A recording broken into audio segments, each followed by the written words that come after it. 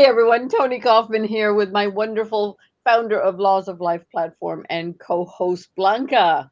And and that man that's full of intelligence that you're seeing with his backwards cap. No, Hey, our Vern. guest Hey, Vern. Hey Vern, our speaker today, as you can tell, is quiet and demure, but he has worked.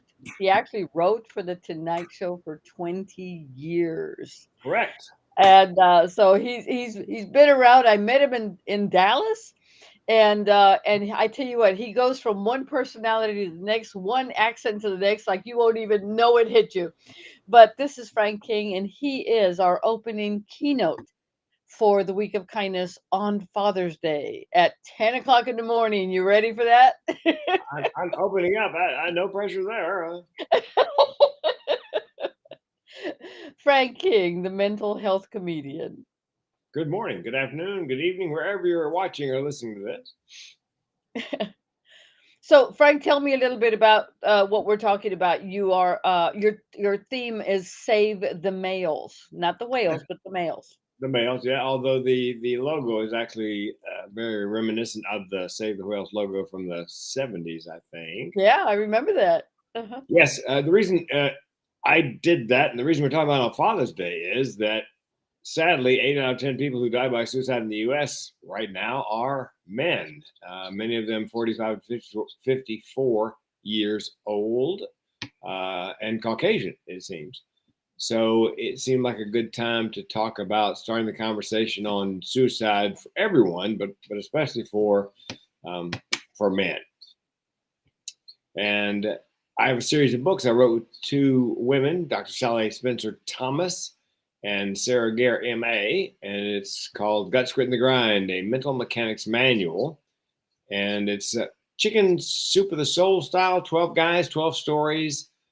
You know, if life's good, then 500 words, life's bad, and then 500 words, here's how I'm coping.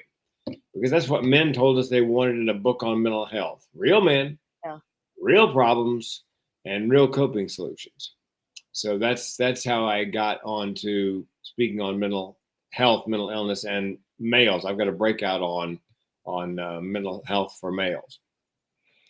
Well, and I should also mention that the sign behind your head is the TEDx sign, and of course, that's what your coaching does. It helps people it gets people on stages, such as, of course, everybody's ultimate goal is TED or TEDx. Ooh, Yeah, yes. I know. So tell me a little bit about that. How many times have you been on there now, Frank? I did my seventh TEDx in Plano, Texas, where you and I met, just south of Dallas. And all of them are on mental health, mental illness, suicide, one aspect or another. This happened to be on digital media addiction, which is a big deal, especially among the millennials and Gen Z. I think the subtitle is Smartphone, Social Media, Stress, Anxiety, and Suicide. I can't draw a straight line from a smartphone to all those things. Not sure it's causation, but there's certainly a connection. It's not a coincidence. So that was my choice of topic for that particular TEDx. And I hope other people get a TEDx talk. It's a not complicated, but there are tricks and tips to help speed the process. I'm so glad you're including the millennials and the Gen Zs because I happen to have, two kids that are Gen Xers and then two kids that are millennials. And then, of course, all my grandkids are Gen Zs. But this is a very different world for these kids. I mean, it's so hard to navigate. For example, we were at a birthday party for one of my granddaughters, and one of her little friends didn't show up. And this was, I think, around Halloween, and she didn't show up to the party, and her mother showed up and said she showed her costume on her social media, and people called her ugly, so she won't get out of the house. Yes. I mean, it's just stuff that I mean, I can't even imagine navigating these waters because I was so sensitive when I was in high school that I would have been horrible. Yes, one of my friends, a nurse who's also a psychiatric nurse, her daughter, Hmm. similar situation. They're going skiing. Yeah. She posted pictures of herself in her ski outfit on Twitter, I think, and got trolled and attempted suicide. Her mother went upstairs when she hadn't gotten to the car yet with her gear and realized her daughter had, tried to end her life over 4 or 5 comments on Twitter. So And yeah, it's when I did my talk at Texas A&M University, it was on "Don't believe what you're seeing," and I had 20 photos of the real body and 20 photos of the Photoshop body that they were posting on social media. Guys, there is no woman alive that has a 15-inch waist and a 40-inch butt. We're not built that way. That's just not how to do it. Sorry. It's and nobody's sorrier than I am. it's been altered. Yes. Well, and you know what else is when I was a kid, junior high school, when you left school, you left the bully behind. Now they take the bully home in their pocket. That's So true. I think I would have, if I were a teenager right now in high school, I would just say to my mom, "Look, I can't take it. I need to be homeschooled. I don't want to have to deal with this." Yeah.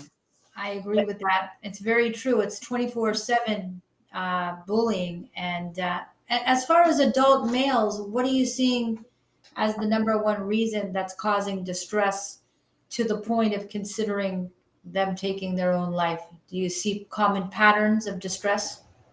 Yes, several things common. One is called toxic masculinity.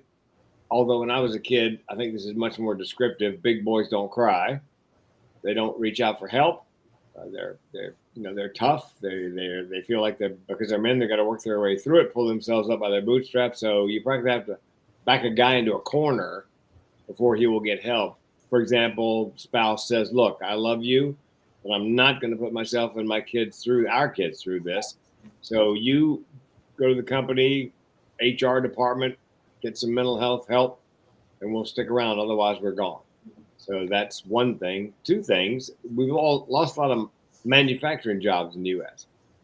And people think all of them went overseas. Only about 85% of them, only about 15% of them went overseas. The other 85% were lost to AI and robotics. And think about this. You're a blue-collar guy, high school education, started in a factory somewhere, worked your way up to shop steward, making good middle-class wages. And then the next day, AI and robotics have replaced you. And men tend to attach their identity to their job. So if you're not that guy anymore, who are you? Yeah, they call those deaths of despair. They're set adrift, and it then begins the alcohol consumption, perhaps narcotics, and it's a slippery slope. So That makes a lot of sense. What are you going to be focusing on in your keynote speech as the opening speaker on Father's Day? What can we expect to learn on that day from you, Frank? I think we'll learn a lot more about the almost epidemic suicide deaths of men. It's almost an endangered species at this point, and why? Why men? Like as you asked, why men? Why are there common causes? Why men are killing themselves in record numbers? Yes, and if you think about it, women tend to collect friends through life. Men tend to shed friends. And so in our book, we recommend that if you have a hobby like classic cars, join a classic car club. Or if you're into shooting, join a skeet and trap club. I mean, because when young men and women are young, you belong to groups, the scouts, the teams you play on in high school and junior high school, maybe in college, a fraternity, a sorority. But once you leave college, there's and used to be Rotary, Lions, the community service clubs were a big deal, but not so much anymore. There's not that sense of community for a lot of men. So we'll talk about the problems and some not solutions, but ways to bring the suicide rate down.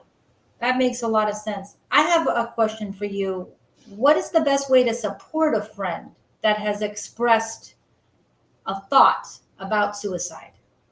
Well, the what I would say is if they said they were having thoughts of suicide, I would say, do you have a plan?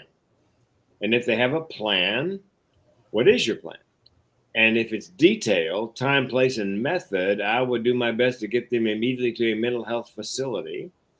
Second best, get them on the phone with the Suicide Prevention Lifeline, or if they're a millennial or Gen Z, there's now a suicide prevention text line.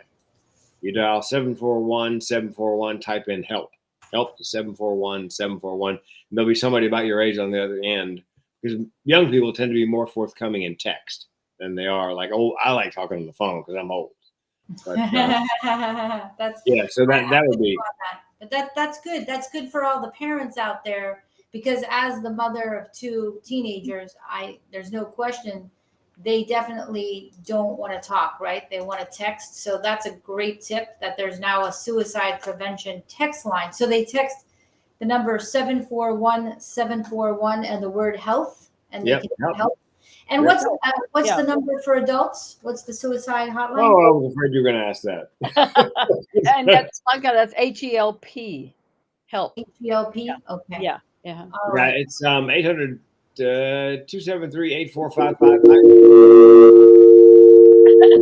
You're testing the line. All right.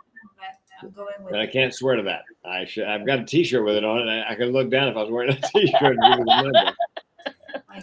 But you know, and they're developing the three, 988. 988. I think it's going to be the 3-digit, like 411, like 911.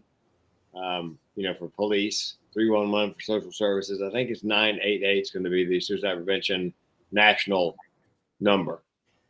Well, this is incredibly important information as we, need to have more conversations about mental health. We all need to go to weekofkindness.com and register for Frank King's speech. He's speaking about the predominance of male suicide and strategies on how we can help our friends, whether they're male or female, how we can bring this conversation to light. This is one of the most important conversations we can have. That's what's being kind and grateful is to help the people around us. And so, Tony, I'm really happy that you integrated this vitally important life-saving conversation into the summit. And for those of you who don't know, Tony wrote for The Tonight Show for 20 years as a writer, right? So what was that like? What was that like? Excuse me, Frank. What was that like? Was it fun? May I leave you with a piece of good news? Yes. Please.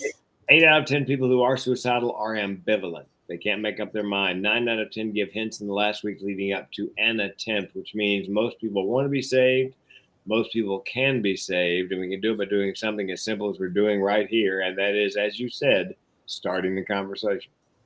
Without a doubt. I mean, I have to say that I think this is one of the most important topics in our world right now, with everything that we've gone through. And we're so thankful for you, Frank, for not only having this conversation, but also bringing your comedic wit to it, bringing levity, bringing brightness, and bringing hope for the future.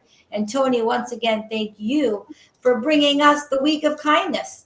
And everybody, there's over 100 speakers. So register. You're going to get the wisdom and expertise of over 100 speakers, 45,000 in free prizes. And of course, go right to Frank King's speech and register for his talk, the first of the day on Father's Day. Frank, it's an honor to be with you. Thanks for being with us. Thanks for being a part of this beautiful week of kindness.